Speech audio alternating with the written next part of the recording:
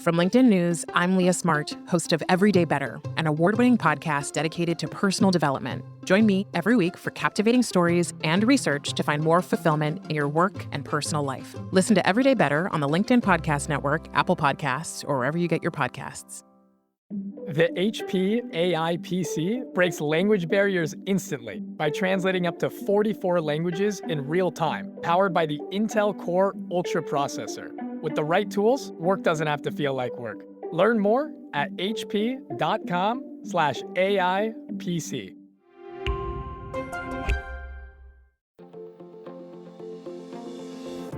Hello, my friend, and welcome to another exciting episode of Negotiate Anything. Thanks for joining us today. With over 10 million downloads and listeners from more than 180 different countries, it's dedicated listeners just like you who have made Negotiate Anything the #1 negotiation podcast in the world. I'm your host, Kwame Christian. I'm a business lawyer, mediator, author, and the proud CEO of the American Negotiation Institute. Now, before we get into today's insightful conversation, I have a golden opportunity for those of you who recognize the power of negotiation in your professional lives. Have you ever found yourself wishing that you could navigate those high-stakes conversations with more confidence? Or perhaps you're looking to empower your team with the art of persuasion and conflict resolution. At the American Negotiation Institute, we've crafted specialized keynotes and workshops tailored for those very needs. We've transformed the negotiation skills of professionals worldwide, and we're eager to do the same for you. We believe the best things in life are on the other side of difficult conversations, and our goal is to help you improve your lives and the lives of those around you, one difficult conversation at a time. Don't let another challenging conversation leave you second guessing. Click the link in the description to discover how we can help you find confidence in conflict, negotiate better deals, and have stronger relationships. Because in the world of business, every conversation counts. And now, without further ado, let's jump into the interview. Tamara, thanks for joining us today. Thank you for having me. Yeah, it's my pleasure. So how would you get us started by telling us a little bit about yourself and what you do? Absolutely. So my name is Tamara, but it's actually Dr. Tamara Beckford. So I am the CEO of Your Caring Docs, where we do a few things. We help organizations to reduce their employees' stress and burnout through self-care and burnout prevention strategies. And I also help private practices, because I am a doctor, to do the same by boosting their proficiency and productivity through their team dynamics. In addition to that, you're probably wondering, what kind of doctor am I? I am one of those emergency medicine doctors who were like standing up and taking care of all the people during the pandemic. And therefore, stress and burnout is something that I know a lot about. So I'm happy to talk about this today with your people. Fantastic. No, this is great. And who better to come in and talk about stress management? And when we're talking about this, listeners, just a little bit of foreshadowing, we're going to talk about the difficult conversations that are required for individuals to maintain their mental health and reduce their own stress. But then also, if you're a leader and you want to create positive change in your workplace, how do you actually have those conversations? So let's start off on the individual side. When we're thinking about stress management and burnout, let's just start off with an overview. What is it that people are struggling with? Absolutely. So one of the biggest things I think with burnout is a lot of people don't realize like what burnout is. By true definition, it really is experience of chronic stress in the workplace. So we use the word loosely at times, in burnout at home and so on, but its true definition is really chronic stress within the workplace. And I call it the 3 Ds of burnout. And the first D is usually depletion. Depletion is when you're having emotional exhaustion, like you're just completely tired. You go to bed tired, you wake up tired, you're really sitting in the car and contemplating, do I even feel like going into the building? So that's the emotional exhaustion of that. And then you have depletion, you have the emotional exhaustion, and then you also have the detached depersonalization, which I call the detachment, where you're doing great work, but you don't feel as if you're doing great work, right? So the work that you're doing is impactful, but you're not feeling that, what we'll call like that dopamine rush, that really good feeling, that release that happens when you do something and you feel that, yes, I've made an impact. So when all of that starts to really come on, that's when you know that you're heading towards burnout. Alrighty, so the challenge with burnout is that you don't want to get towards the crisis crisis mode. And the crisis mode is really the fifth phase of burnout. So burnout starts off with phase 0, where, you're happy you just started with your job. You have great ideas that you want to help to implement. And then you have phase 1, where you're starting to just feel a little bit like tired. Phase 2, you're starting to find out that you're having some of those, what we call the somatic symptoms, where you're having this headaches, your belly hurts, or you go to the doctor, everything's fine, but you just can't really put your finger on it. And you're starting to notice a little bit of that fatigue. Then you get to the burnout phase, right? Phase 3 is chronic. Phase 4 is the burnout. We talked about the depletion, detachment, emotional exhaustion. Phase 5 is the crisis mode. So you're having repeated depletion. You are not getting up out of bed. You don't find any enjoyment in your work. You don't find any enjoyment in trying to go out and even help. So at that point, the challenge with once we get to the crisis mode is that it can incorporate some of the mental health issues, right? Which is the depression and the anxiety. Now, we all know what that can lead to. The chronic depression, chronic anxiety can lead to more of what we call the mental health issues, where people are starting to have intrusive thoughts of what is the point? What is the point of even being here? So now you're moving out from burnout to mental health, where you're having maybe suicidal thoughts. You're having thoughts of just wanting to hurt yourself. So that's why burnout is so important. Like, we talk about it lightly, but we can see how it's really a transition phase into a lot of mental issues that can happen in one's life. This is so important for us to understand. And I think especially for you as a medical professional, you can actually paint the picture a lot more vividly, because like you said, we talk about it lightly, but we don't fully appreciate just how significant and problematic this can be. It's just not an inconvenience. This is a health issue. And so listeners, I wanted to make sure we started off with that PSA here, so you recognize how important this will be and how important these conversations will have to be, because now you know the science, now you know the background, you understand why it's so important. But then going into the workplace and actually setting these boundaries and protecting yourself and doing what is necessary and advocating for yourself, that's a completely different thing. So before we even get into the strategic and tactical approach for these conversations, what kinds of conversations need to be happening in the workplace about this? Leaders. We're going to talk to these conversations from the leader's standpoint. One, leaders, it's in the term. Leader. So you have to lead by example, right? So when you have your team, you have to have the ability that your team should be able to approach you about these mental health issues, about these burnout issues, and not feel like they're going to be retaliated against, right? Leaders, we have to provide an environment where we are being preemptive, where we are showing the team, because not everyone is coming to your office. It's not everyone that's going to be in your company who recognize and understand these skills on how to manage stress. They might not have been from a background that does that. Their background might be like, well, you just need to just work harder. They might not even have an outlet. So you provide these resources, and the resources can be in the form of, yes, pamphlets and so on, but how great resources. How about you provide the training for them to recognize how stress affects them, not just emotionally, but also physically, right? And how to handle stress from a personal standpoint. And then also provide an environment where the stress level can be reduced. Now, why is that important?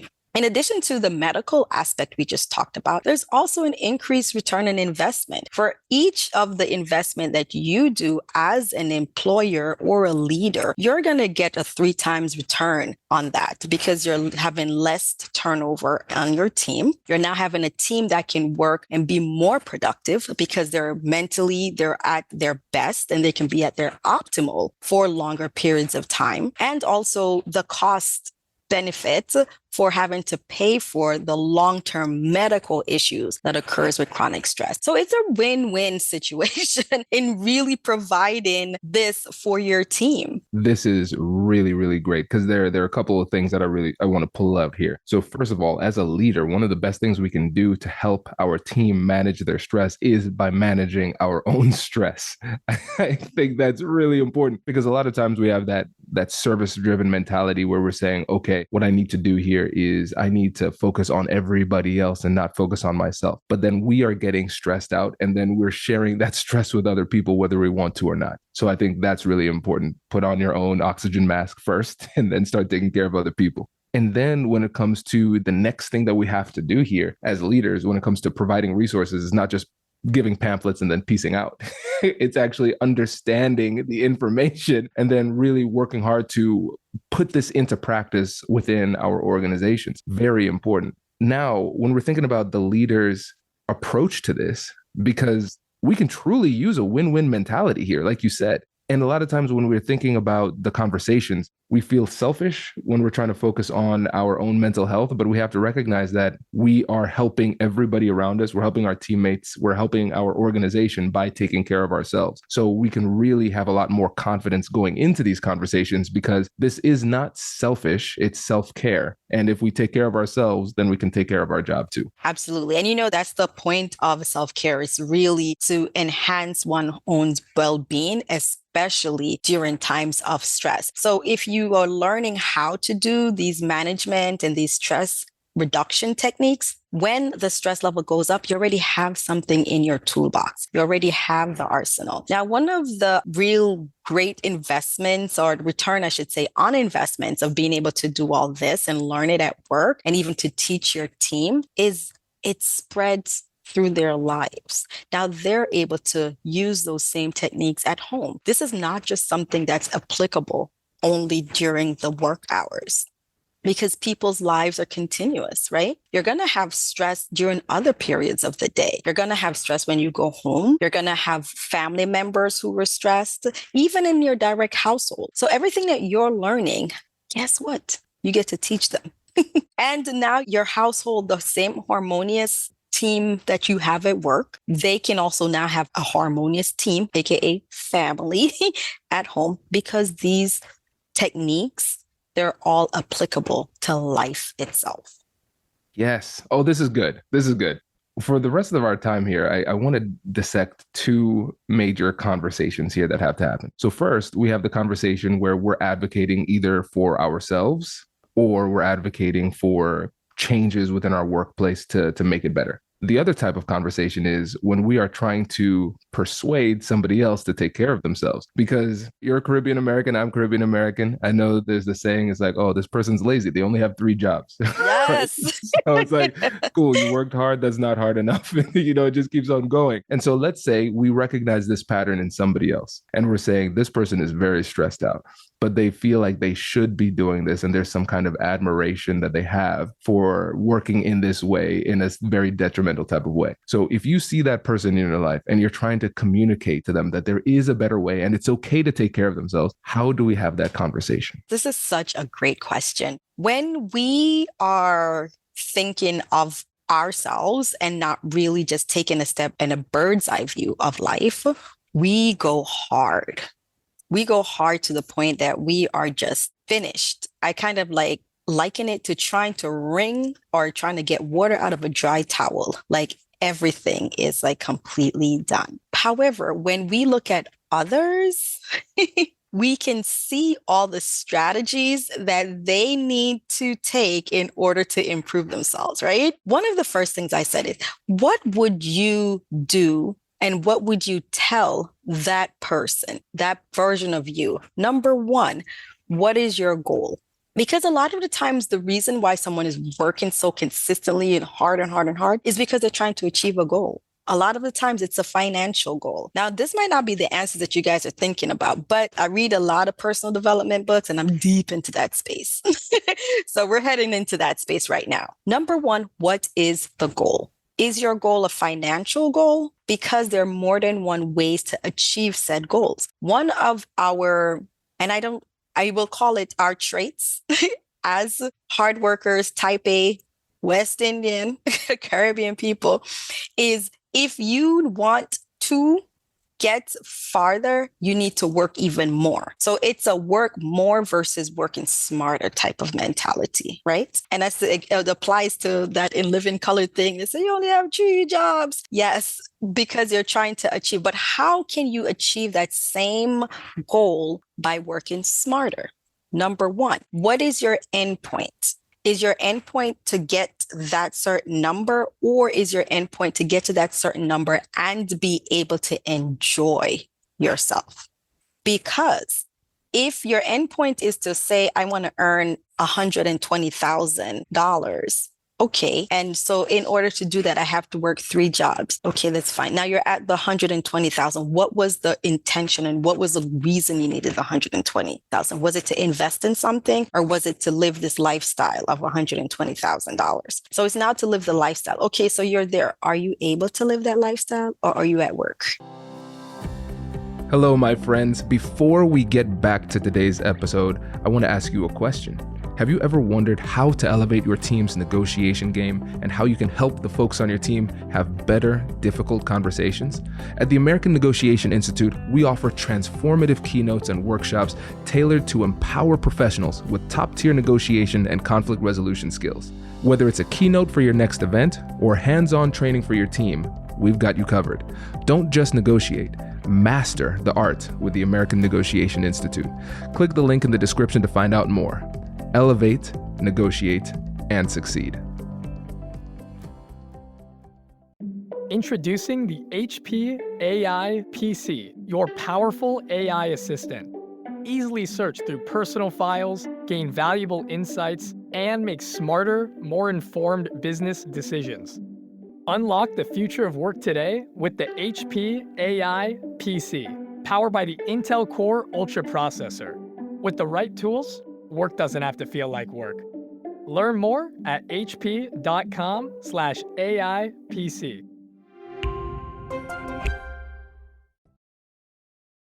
Wow, I needed this 3 years ago, Tamara.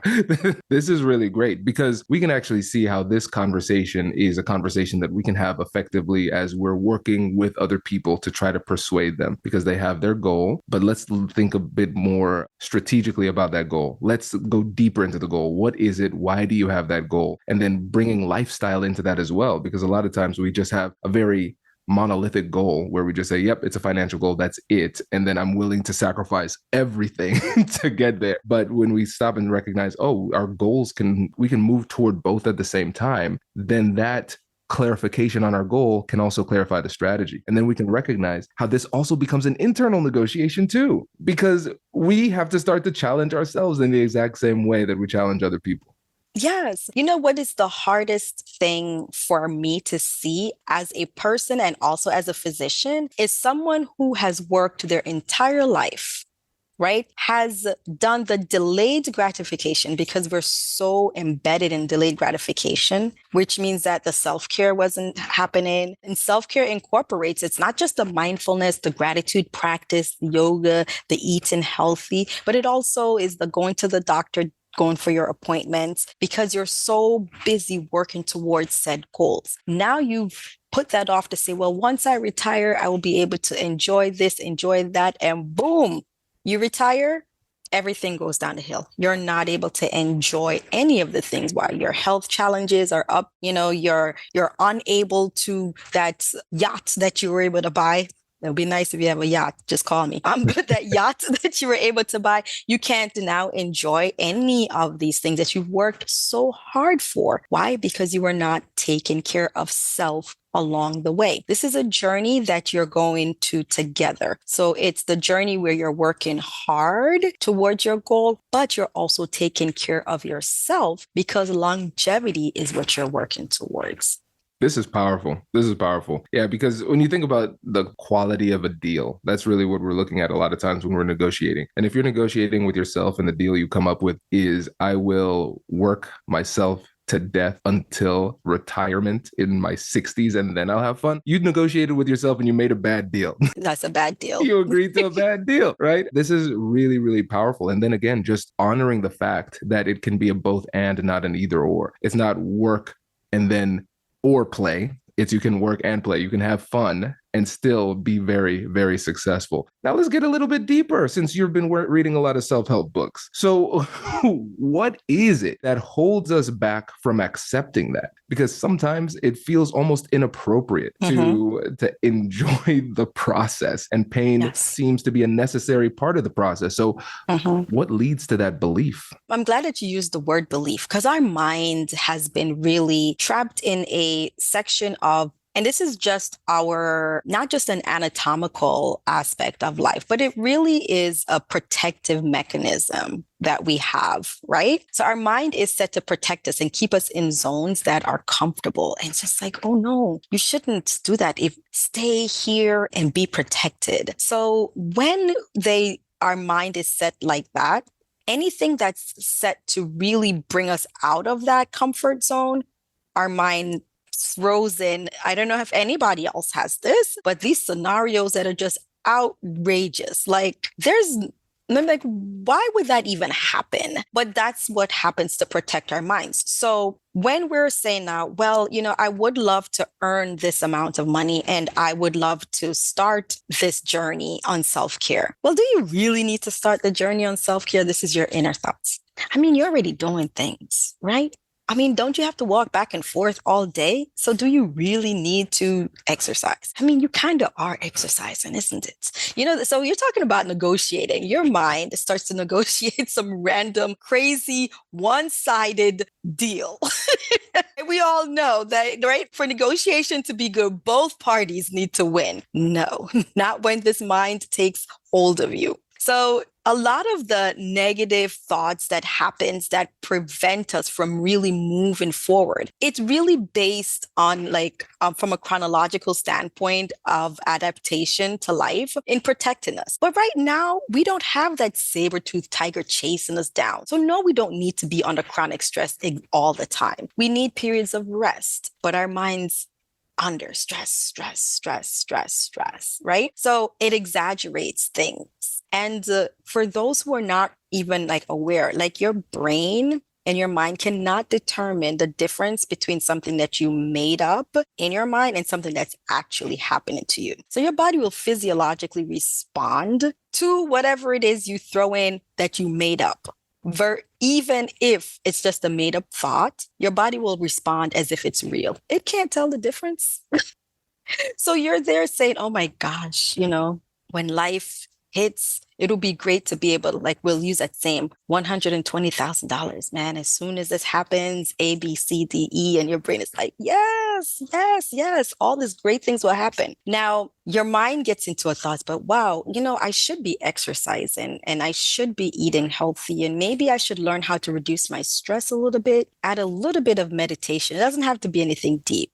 I am a person who I'm deep in religion. So maybe my meditation will be reading the Bible a little bit to reduce the stress. And you start to think about that, your brain will actually start to release. And even just the act of thinking of doing things and reducing your stress level goes down. When you actively start doing it, the stress level goes down even more. If you think about things that are horrible, your stress level goes up. It can't tell the difference. That is powerful. And I think just the act of giving people permission to engage in this type of intellectual dialogue, this internal negotiation, is powerful because it's not something that we learned in school. This is how you negotiate with yourself. We just believe that our thoughts are truths. They're thoughts. They don't necessarily need to be true. But like you said, our bodies will respond as if they are true. And so if we start to get into that habit of challenging ourselves in the same way we would challenge other people in a negotiation, now we can dig deeper and get a win-win deal with ourselves. And that's really what we want to do. Absolutely. As people, we're more powerful than we give ourselves credit for. And it's imperative that we use knowing how powerful we are and how powerful our mind, our body, everything is. It's imperative that we use it to our advantage. So you're going into that deal with strength. So use it to your advantage. Absolutely. No, this is great. This is great. And just one last note here on those conversations. Now let's shift to conversations within the workplace where we're recognizing either things need to change for us or things need to change in general for everyone. When you are having that conversation, when you're trying to essentially negotiate upward in the org chart and you're saying, hey, this is what I'm experiencing, and I know this is what other people are experiencing. And then you try to have that conversation with your leader to create that change in the workplace. What advice do you have for people who want to have those change-making negotiations? Great question. I would recommend, in addition to just bringing up the idea, also bring in examples of what others have done that has worked. because there are many organizations who have invested within their team, and there are many organizations who want to invest within their team, but they don't know how to.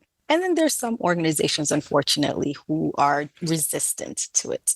When you bring any new ideas, any creative ideas to the table for upward management, it's great to be in the mindset of the person you're bringing this to. So first, that person is thinking, oh, wow, this is either like, okay, this is new, this came out of left field. How can this help us? How can this help the bottom line, right, of the organization?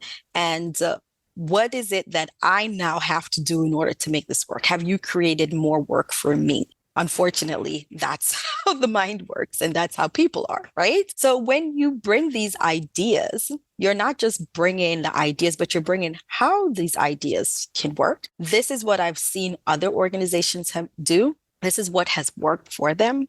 Based on how our organization is structured, we can implement this through this way, because you'll still need to arrange it for your particular organization. We can implement it this way, and maybe we can start off by this, just a small chunk versus just throwing everything at them.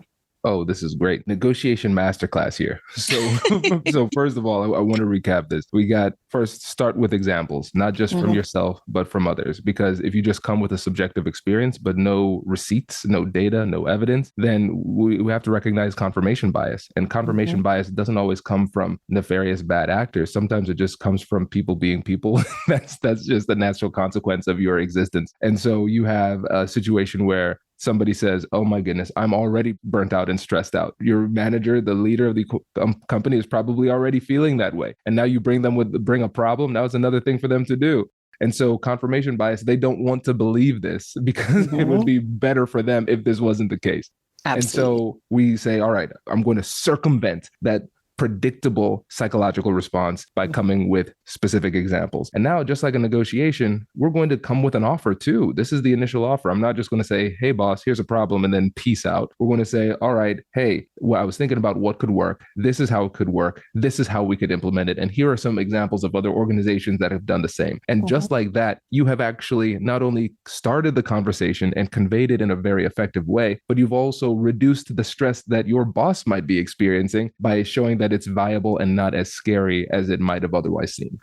Absolutely. And I think that that'll increase the chance of you being able to get it done, because now you've given the evidence that it works. You've given how it has worked for other organizations and how it has benefited that other organization. I think that when you're going into the negotiation, as we talk about it, I mean, the person is in the FIFM, so what is in it for me.com, like that radio station. So once you're able to tap into all of that part of the radio station, what's in it for me, then I think you've increased your chance of being able to get it implemented. Absolutely. And then if you start to speak their language, when you talk about the return on investment, how does this help the business? How does this increase productivity? How does this decrease waste and increase retention and those type of things? They're recognizing, oh, this is a true win-win. It's not an employee trying to be lazy and not work as hard. No, this is an employee who has a legitimate problem that's verified and other people are experiencing this. And if we solve this problem, it makes their life easier, my life easier, and the business better. Now we have a true win-win. And I just really appreciate how clear you were with how to put this together, because especially if we're feeling stressed out, burnt out, and overwhelmed, it's tough for us to do anything. And it's tough for us to come together and put together an effective negotiation strategy to address the burnout and stress that we're feeling. So absolutely. I think this is really empowering for the listeners. So I really appreciate you taking the time.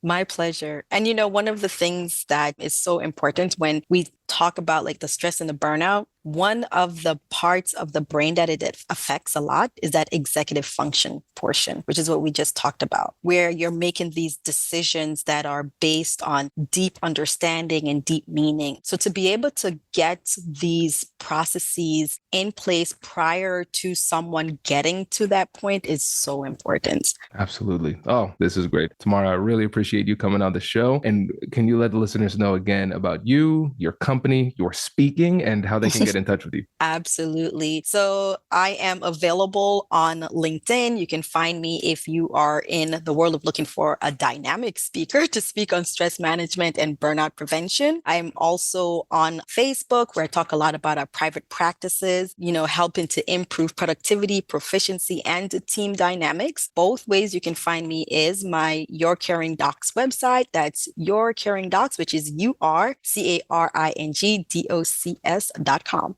I love it. Thank you so much for joining us. Really appreciate it. My pleasure. Thanks for having me.